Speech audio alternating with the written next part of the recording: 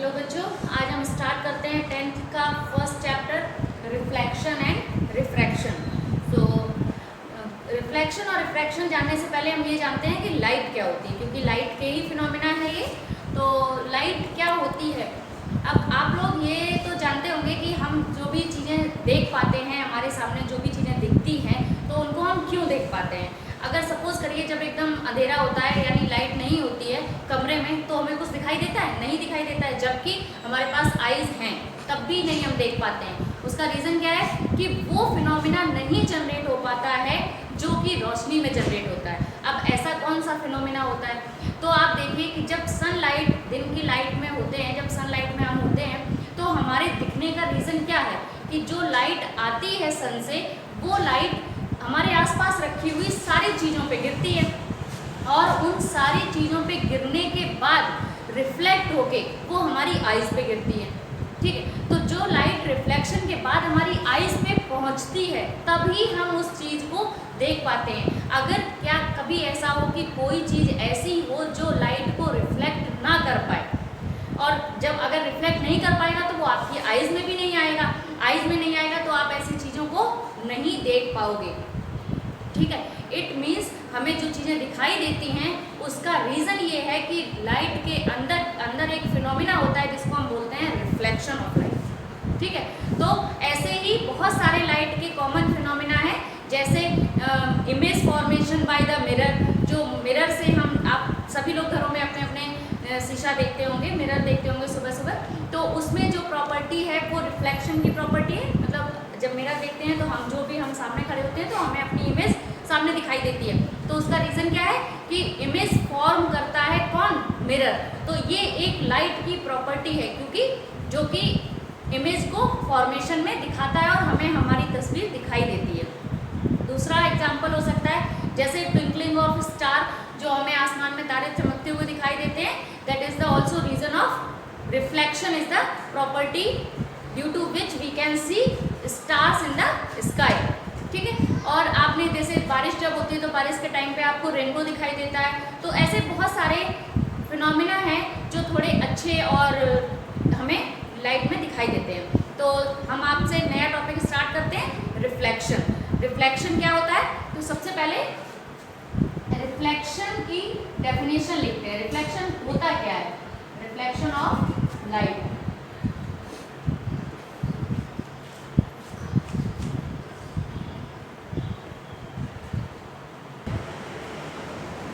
Reflection of light, its definition is when a light change its direction after hitting any surface and return in same medium from which it was originated. This is called reflection of light. इस statement का मतलब क्या हुआ कि जब भी कोई light किसी भी मीडियम से उस मीडियम में निकलते हुए या जाते हुए रास्ते में अपने सामने रखी हुई किसी भी ऑब्जेक्ट से टकराती है, और टकराने के बाद अगर वो सेम मीडियम में यानी जिस मीडियम से आई थी उसी मीडियम में अगर टकराने के बाद वापस हो जाती है, तो लाइट के इस फिनोमिना को, वैसे तो ये कई सारी प्रॉपर्टीज़ में फिनोमिना जनरेट होता है, पर क्योंकि हम लाइट पढ़ रहे हैं इसलिए कहते हैं कि लाइट के इस फिनोमिना को रिफ्लेक्शन ऑफ लाइट कहते हैं। वैसे रिफ्लेक्शन जो है वो साउंड में भी होता है और लाइट में भी होता है। ठीक है, तो अभी आपको आगे चल के जब आप नेक्स्ट चैप्टर में पढ़े, आपने शायद 9th में पढ़ा भी होगा, मैं आई होप 9th में ये चैप्टर है, साउंड करके एक चैप्टर है जिसमें आपको रिफ्लेक्शन ऑफ साउंड आपने पढ़ा भी होगा। लेकिन यहाँ पे आपको लाइट में पढ़ना है, इसलिए लाइट की प्रॉपर्टी पढ़नी है, रिफ्लेक्शन ऑफ लाइट। तो दिस इज द डेफिनेशन। अब इसको कैसे हम ड्रॉ करेंगे, तो आप देखिए एक हमने सरफेस ले ली। ठीक है, ये सरफेस, ये हमने नीचे की तरफ क्या बनाया है, एक पॉलिश्ड सरफेस है। जब तक कोई भी एक तरफ से ग्लास, अगर हमने एक ग्लास ले लिया, अगर दोनों तरफ पॉलिश नहीं है तो भी रिफ्लेक्शन होता है, पर हम उसको उतने क्लियरली विजिबल नहीं कर सकते जितना अगर आप ग्लास की एक तरफ की स्क्रीन को पॉलिश्ड कर दो, तो जो एक तरफ शाइनी वाली स्क्रीन रह जाएगी, तो आपको उसमें रिफ्लेक्शन का प्रोसेस ईजिली अवेलेबल सीन होगा, आप देख सकते हो उसके। इसलिए हमने यहाँ पे एक पॉलिश्ड स्क्रीन ली जिसकी एक साइड पॉलिश्ड है और दूसरी साइड शाइनी है। शाइनी का मतलब क्लियर है, हमें उस पर रिफ्लेक्शन का प्रोसेस दिखेगा। तो इस पे एक इमेजिनरी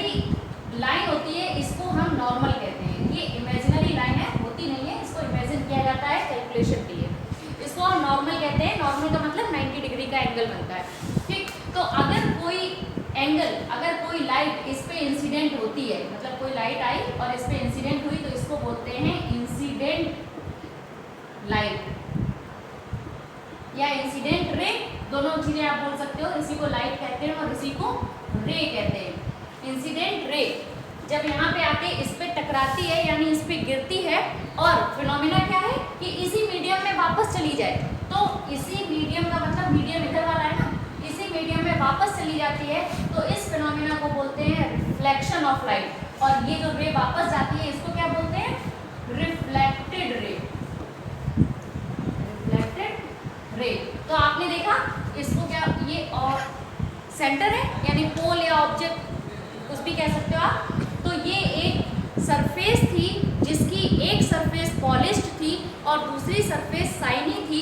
जब उस पे लाइट की कोई भी रे एक तरफ आके गिरती है तो वो लाइट, क्योंकि दूसरी तरफ पॉलिश्ड होती है स्क्रीन, तो लाइट रिफ्लेक्ट होके उसी मीडियम में रिटर्न चली जाती है, और इस फिनोमेना को हम कहते हैं रिफ्लेक्शन ऑफ लाइट। अब ये प्रोसेस होते टाइम यानी रिफ्लेक्शन के प्रोसेस के ड्यूरेशन में कुछ लॉज अप्लाई होते हैं, मतलब जो रिफ्लेक्शन होता है वो कुछ रूल्स के अकॉर्डिंग होता है। तो वो रूल कौन से होते हैं? तो इसका फर्स्ट रूल होता है ये कि इंसिडेंट एंगल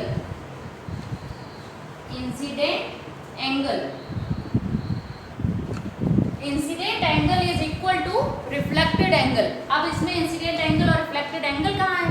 तो इंसिडेंट एंगल का मतलब होता है नॉर्मल के साथ बनने वाला एंगल, और इसको हम आई से रिप्रेजेंट करते हैं और इसी को कहते हैं इंसिडेंट एंगल। तो इंसिडेंट एंगल बराबर होता है किसके? रिफ्लेक्टेड एंगल के, और इसको स्मॉल आर से रिप्रेजेंट करते हैं और इसको कहते हैं रिफ्लेक्टेड एंगल। ठीक है, इट मीन्स कि हमारा जो फर्स्ट रूल है वो है कि angle of I is equal to angle of R. Incident angle is equal to reflected angle. ये रिफ्लेक्शन का फर्स्ट लॉ है। ठीक है, ये हमेशा अप्लाई होगा जब भी रिफ्लेक्शन का प्रोसेस होगा। सेकेंड रूल है इसका इंसिडेंट रे। सेकेंड रूल है इसका incident ray, reflected ray and normal incident on mirror. Normal incident, ये नॉर्मल है पर इसको इंसिडेंट का मतलब नॉर्मल को, ये जो मिरर वाला मिरर रखा है ना, इस मिरर पे हमने नॉर्मल बनाया इसलिए इसको कहा है नॉर्मल इंसिडेंट ऑन मिरर। ठीक है, तो जो नॉर्मल है वो तीनों यानी all lie in same plane, मतलब कंडीशन रिफ्लेक्शन की होती है ये कि जो इंसिडेंट रे है, रिफ्लेक्टेड रे है और नॉर्मल है, वो तीनों एक ही प्लेन में होना चाहिए। ठीक है, ऐसा नहीं हो सकता कि अलग अलग प्लेन में आप ड्रॉ करें, तो ये रूल फॉलो नहीं होगा। तो जो ये जो कंडीशन है रिफ्लेक्शन ऑफ लाइट की, वो ये दोनों रूल्स अप्लाई करते हैं। इन दोनों रूल्स जब भी रिफ्लेक्शन का प्रोसेस जनरेट होगा तो ये दोनों रूल्स वहाँ पे अपने आप अप्लाई हो जाएंगे। इट मीन्स कभी कहीं न्यूमेरिकल में या किसी भी फिनोमेना में कहीं रिफ्लेक्शन का प्रोसेस यूज होता है तो वहाँ आप ये फॉर्मूला अपने आप यूज कर सकते हो, because it is the law of reflection of light.